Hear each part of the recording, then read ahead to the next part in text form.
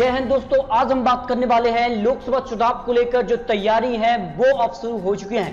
ऐसे में लोकसभा चुनाव को लेकर क्या बड़े आंकड़े सामने आ रहे हैं, क्योंकि अमित शाह और प्रधानमंत्री मोदी जी के बीच खबर है कि अब सब कुछ ठीक ठाक चल नहीं रहा है, जिस कारण से अमित शाह की बड़ी हार पश्चिम बंगाल में हुई है। इसके बाद क्या इस जोड़ी पर कुछ नया आंकड़ा बनने वाला है, लेकिन क्या 2024 में प्रधानमंत्री मोदी जी हैट्रिक की तरफ बढ़ेंगे या फिर हार यहां पर तय होने वाली है, इसको लेकर क्या कुछ आंकड़े बड़े आ रहे हैं। क्योंकि अमित शाह की जिस कारण से बड़ी हार बंगाल में हुई है, क्योंकि लगातार जो है बंगाल का दौरा यहां पर अमित शाह जी और जेपी नड्डा जी कर रहे थे, क्योंकि बिहार में एक भी रैली अमित शाह ने नहीं की थी, लेकिन कहीं ना कहीं बंगाल को लेकर लगातार यहां पर जीत का दावा भी यहां पर अमित शाह के द्वारा किया गया।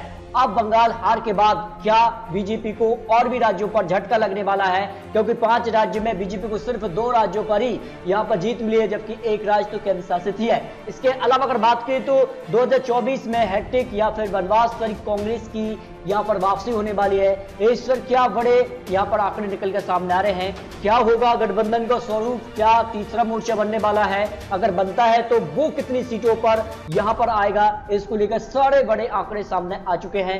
543 सीटों में से 272 सीटों पर पूर्ण बहुमत की सरकार बन जाती है, तो क्या 2024 में पूर्ण बहुमत या फिर यहां पर होने वाला है गठबंधन की सरकार लोकसभा चुनाव 2024 के लिए।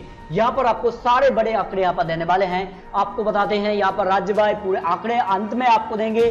क्या होगा 543 सीटों पर ओपिनियन पोल के आंकड़े भी सामने आ चुके हैं। सबसे पहले बात करते हैं आंध्र प्रदेश की 25 लोकसभा सीटों पर जो आंकड़े बन रहे हैं। इस बार एनडीए को 10 लोकसभा सीटों पर जीत मिलने का अनुमान है, जबकि यूपीए को 7, जबकि अन्य के खाते में 8 यहां पर लोकसभा सीटों पर जीत मिलने का अनुमान लगाया जा रहा है। यहां पर काफी कुछ हलचल भी देखने को मिल रही है। अरुणाचल प्रदेश की 2 लोकसभा सीटों में एनडीए को 1 और 1 अन्य के खाते में जाने की संभावना है।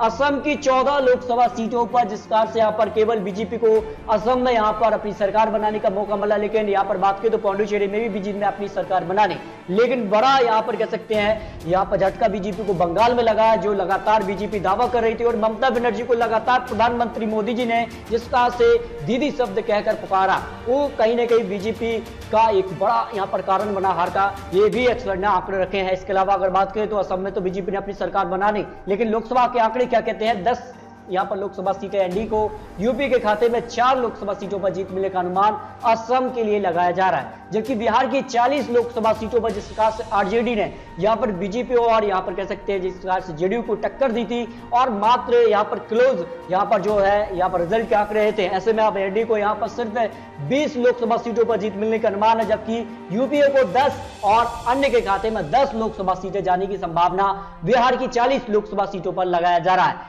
यानी यहां पर भी बड़ा उलटफेर हो रहा है और यहां पर एनडीए को बड़ा झटका बिहार के अंदर लगता नजर आ रहा है 2024 के लिए जो आंकड़े हैं। लेकिन छत्तीसगढ़ की 11 लोकसभा सीटों पर क्या कुछ होने वाला है और 2024 की जिस प्रकार की तैयारियां यहां पर देखने को मिल रही हैं, यहां पर एनडीए को 7 लोकसभा सीटों पर जीत मिलने का अनुमान, यूपीए को 3 और 1 यहां पर सीट जो आने के खाते में जाने की संभावना है। अंडमान निकोबार की 1 लोकसभा सीट जो है वो एनडीए के पक्ष में जाने की संभावना यहां पर लगाई जा रही है, जबकि दिल्ली में बड़ा उलटफेर हो रहा है।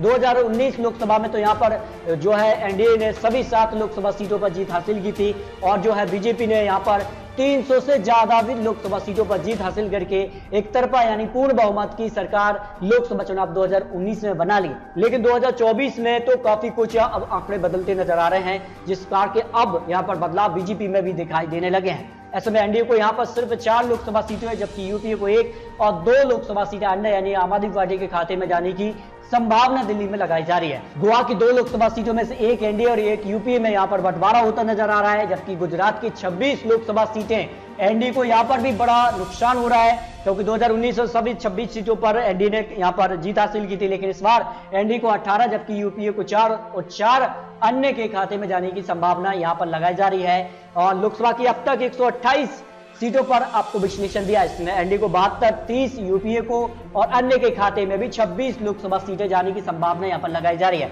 हरियाणा की 10 लोकसभा सीटों पर जो आंकड़े हैं, जिस प्रकार से यहां पर किसान आंदोलन का यहां पर जो फर्क अब लोकसभा में भी देखने को मिलने वाला है, तो हरियाणा में 5 लोकसभा सीटें एनडीए के पक्ष में, जबकि यूपीए को 1 और अन्य के खाते में 4 लोकसभा सीटें जाने की संभावना लगाई जा रही है। हिमाचल प्रदेश की 4 लोकसभा सीटों पर भी आंकड़े यहां पर बीजेपी को चौंका रहे हैं, और एनडीए को सिर्फ 1 और यूपीए को 1 और 2 अन्य के खाते में जाने की संभावना लोकसभा की 4 सीटों पर लगाया जा रहा है। जम्मू कश्मीर की 6 लोकसभा सीटों पर आंकड़े की बात करें तो यहां पर भी बड़ा उलटफेर हो रहा है और यहां पर एनडीए को सिर्फ 4 और यूपीए को 1 भी नहीं, जबकि अन्य के खाते में 2 लोकसभा सीटें जाने की संभावना लगाई जा रही है। इसके अलावा झारखंड की 14 लोकसभा सीटों के आंकड़ों की बात करें तो यहां पर 14 में से यहां पर भी बड़ा उलटफेर हो रहा है।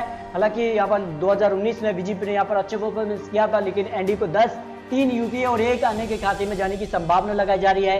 कर्नाटक की 28 लोकसभा सीटों पर आंकड़े क्या कहते हैं? कर्नाटक की 28 में से एनडीए को सिर्फ 13 और यूपीए को 6 और 9 सीटें अन्य के खाते में जाने की संभावना लगाई जा रही है। इसके अलावा यहाँ पर दमन और दीव की 1 सीट जो है वो एनडीए के पक्ष में जाने की संभावना लगाई जा रही है। चंडीगढ़ की 1 सीट यहाँ पर यूपीए के खाते में जाने की संभावना है। यहाँ पर केरल की 20 लोकसभा सीटों पर आंकड़ों की बात करें तो यहाँ पर एनडीए को 7 लोकसभा सीटों पर जीत मिलने का अनुमान है, जबकि यूपीए को 4 और अन्य के खाते में 9 सीटों पर जीत मिलने का अनुमान लगाया जा रहा है। यानी अब तक लोकसभा की 212 सीटों का जो अनुमान है, इसमें एनडीए को 113, यूपीए को 46 और अन्य के खाते में 53 सीटें जाने की संभावना लगाई जा रही है। लेकिन आपको बता दें कि यहाँ पर बनने वाला है तीसरा मोर्चा, और तीसरा मोर्चा बनता है तो एनडीए को बड़ा झटका लगने वाला है। इसके भी आंकड़े आपको अंत में देने वाले हैं। यहाँ पर बात करते हैं मध्य प्रदेश की 29 लोकसभा सीटों पर, यहाँ पर एनडीए को 18, जबकि यूपीए को 4 और यहाँ पर अन्य के खाते में 7 लोकसभा सीटें जाने की संभावना है। बता दें आपको कि यहाँ पर 28 लोकसभा सीटें 2019 में एनडीए के पक्ष में गई थी, लेकिन इस बार बड़ा झटका मध्य प्रदेश में भी लगने की संभावना लगाई जा रही है। इसके अलावा महाराष्ट्र में तो बड़ा उलटफेर होता है नजर आ रहा है, जिस प्रकार से यहाँ पर एनसीपी, शिवसेना और कांग्रेस की सरकार है, और इससे पहले लोकसभा चुनाव जो है यहाँ पर शिवसेना और बीजेपी ने साथ मिलकर लड़ा था। लेकिन इस बार क्या होने वाला है? क्या शिवसेना यहां पर कांग्रेस के साथ मिलकर चुनाव लड़ती है तो फिर महाराष्ट्र की तस्वीर बदलती नजर आएगी। लेकिन सिंगल पार्टी अगर चुनाव लड़ते हैं तो एनडीए को यहां पर 25 लोकसभा सीटें मिलने की संभावना, यूपीए को 10 और 13 सीटें अन्य के खाते में जाने की संभावना यहां पर लगाई जा रही है महाराष्ट्र को लेकर। लेकिन मणिपुर की 2 लोकसभा सीटें, 1 एनडीए और 1 अन्य के खाते में जाने की संभावना लगाई जा रही है। नागालैंड की 1 सीट भी यहां पर जो है वो एनडीए के पक्ष में जाने की संभावना है। उड़ीसा में बड़ा उलटफेर हो रहा है। 21 लोकसभा सीटों में से एनडीए को 10, यूपीए को 5 और 6 अन्य के खाते में जाने की संभावना लगाई जा रही है। पंजाब की 13 लोकसभा सीटें काफी महत्वपूर्ण हो जाती है, क्योंकि पंजाब में जिस प्रकार से किसान आंदोलन का यहाँ पर जो है असर देखने को मिल रहा है, क्या यहाँ पर कांग्रेस को भी नुकसान होगा? बीजेपी को तो यहाँ पर नुकसान हो ही रहा है, लेकिन इसका असर क्या कांग्रेस को होगा? इसका फायदा आम आदमी पार्टी उतारती नजर आ रही है। और यहाँ पर बता दें कि एनडीए को सिर्फ 2 सीटें, यूपीए को 8 और अन्य के खाते में 3 लोकसभा सीटें जाने की संभावना यहाँ पर लगाई जा रही है। और अब बात कर ले हैं राजस्थान की 25 लोकसभा सीटें काफी महत्वपूर्ण हो जाती हैं, क्योंकि यहाँ पर एक तरफा यहाँ पर कह सकते हैं जो चुनाव थे विधानसभा चुनाव में राजस्थान, छत्तीसगढ़ और मध्य प्रदेश में बीजेपी ने यहाँ पर जो है बड़ा झटका खाया था, और राजस्थान में यहाँ पर जिस तरह से 25 लोकसभा सीटें हैं, यहाँ पर बात करेंगे तो यहाँ पर एनडीए को 13 लोकसभा सीटें जाने की संभावना है, यूपीए को 8 और अन्य के खाते में 4 लोकसभा सीटें जाने की संभावना लगाई जा रही है, जो यहाँ पर आंकड़े निकल के सामने आए हैं।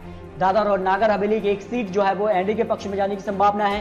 सिक्किम की 1 सीट भी यहाँ पर एनडीए के खाते में जाने की संभावना लगाई जा रही है। लेकिन तमिलनाडु की 38 लोकसभा सीटें काफी महत्वपूर्ण हो जाती हैं, और ये सीटें आप देखें एनडीए को 18, यूपीए को 9 और 11 सीटें अन्य के खाते में जाने की संभावना यहाँ पर लगाई जा रही है। जबकि तेलंगाना की 17 लोकसभा सीटों पर क्या कुछ आंकड़े हैं, यहाँ पर भी एनडीए को 12, यूपीए को 5 और अन्य के खाते में 1 भी सीट जाती नजर नहीं आ रही है। यानी अब तक लोकसभा के लिए 414 सीटों पर जो आंकड़े हैं, एनडीए को 218, यूपीए को 97 और अन्य के खाते में 99। यहाँ पर बड़ा उलटफेर हो रहा है। आखिर किसका गठबंधन होगा? अन्य का यहाँ पर जो पार्टी है, जो बड़ी पार्टी है, वो क्या यूपी में शामिल होती हैं, या फिर यहाँ पर तीसरा मोर्चा बनता है तो क्या कुछ आंकड़े बनेंगे? इसके सारे आंकड़े अब बात करते हैं कि आखिर उत्तर प्रदेश की सबसे ज्यादा 80 लोकसभा सीटें आती है, और यहां से तय हो जाता है आखिर केंद्र में किसकी बनने वाली सरकार। यहां पर काफी कुछ अंतर दिखाई दे रहा है। हालांकि 2019 लोकसभा के आंकड़े में बीजेपी काफी अच्छी यहां पर सीटें हासिल की थी, लेकिन इस बार बीजेपी को उत्तर प्रदेश में बड़ा झटका लगता नजर आ रहा है, और इसका यहां पर साफ तौर पर असर देखा था।